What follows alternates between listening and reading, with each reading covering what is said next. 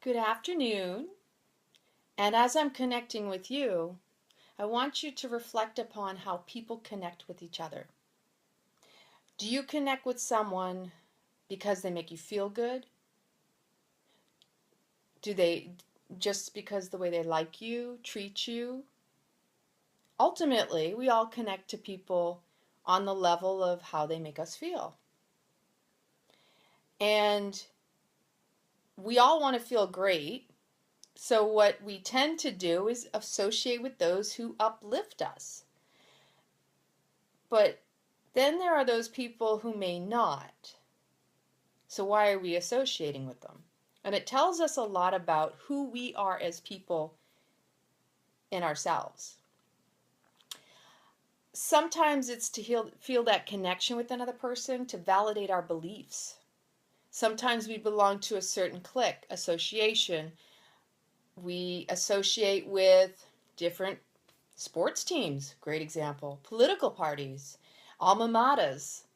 I mean, it's all about passion in the end and what drives you. But have you ever considered that's not who you are? That's just a pattern, it's a belief system, and something that you sometimes can often let define you, but it isn't you. It's just what you do, and it's not who you are, but a reflection of securities and insecurities within yourself. Because a lot of times, just to feel connection, we want to have that sense of familiarity. So we may join a group or a club because of similar belief systems and backgrounds. How often do you tell a story and say, "Oh, yes, me too, I've experienced the same thing," and you feel like, "Oh, I've bonded with this person." And it's a sense, it's a false sense of security. It's a false sense of identifying when most people haven't even identified with who they are, let alone figured out who they are. So we all want connection with another. It's human and it's natural. And connection is a form of love, though most people won't see it as such. Even if it's connecting with someone smiling at you on the street, that's a connection. That's a form of love. It's a validation that you're human. It's a reflection of how you want to feel, because when someone smiles at you, doesn't it light you up? But that person's lighting you up from how you lighten them up. Even if you're in a bad mood and that just catches you off guard and you smile back. Because we are light within us. We are love. That is who we are. We've just gotten a little skewed along the path. So I wanted to connect with everybody today because it seems there's an energy in the air. People are at odds with themselves. They're at odds with each other. And there's a lot of external influence. We tend to go outside of ourselves, which is another way we go without, versus going within, where the true source of power, the true source of connection to who we are is. It's a sense of the knowing. The veil is thinner. We're coming up on All Hallows Eve, which was not initially about Halloween and costumes, but it's that closest, the veil is lifted and we're closer to source. Our intuitions are even higher. So you may be experiencing things that are just, they're totally out of the norm. And this is natural because these things happen. It's not unnatural. It's not abnormal. You just are being called to check in and see it for what it is. So a lot of our habits, our behaviors, belief systems are coming from our previous experiences, whether we were introduced to it via our family or our peers. It's become part of a routine, and we feel comfortable in these routines and these habits because it's a sense of security, that false sense of security I mentioned. And we can become so accustomed to our ways, we don't always want to question it. But we're meant to challenge everything in this life. We're meant to look at life with new eyes. That inner child wants to come out and play. It doesn't want to argue, but how often do we check in with it? Because the reality, the ego drops in and says, but we're supposed to be serious. We're supposed to take, this is reality out here. There's a duality going on. There's a conflict. It's that, what some people might say, that their devil and their angel fighting against each other. So we need to peel back the layers of that onion in our lives and confront it. So you have to consider all those associations that you have. Do they truly identify with who you are on the inside?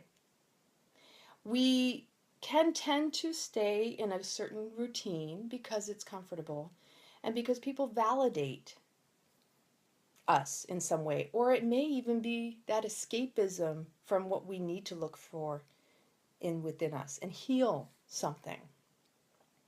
We're all going to have our attachments to beliefs, but the key is finding the neutrality and seeing where you don't feel the need to defend yourself anymore of your beliefs, nor impose them upon someone else. Because we think we need to have these conversations like our opinion matters and that we have to argue it. But all that is the ego. And honestly, we should respect one another and where we're at. It's fine to discuss it and maybe bring up points to reconsider, but never believe that one ideal is the truth, whether it be for you or another person, because we don't know. We're constantly evolving. We're always learning something new about ourselves as well as the environment we're living in. Change is constant. Energy is constantly in motion.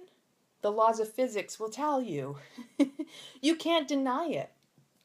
Stop looking for the argument to defend or attack someone, let alone be shamed or shame someone else. Just for the sole purpose of elevating your ego. Because 9 times out of 10, it's all about the ego. When you find yourself in that reactionary mode, that's coming from here. That's total ego. It's when you go within, in your heart center, you can take a deep breath and respond from a place of compassion, understanding. And when you can intuit and intend from your solar plexus, the navel center is your power center. When you come from a strong, powerful place of who you are, come through the heart, come from the heart. That is your prana, your life force. And share love. I want you to consider, for example, that wars are never won. Have you ever heard of a war that was ever won?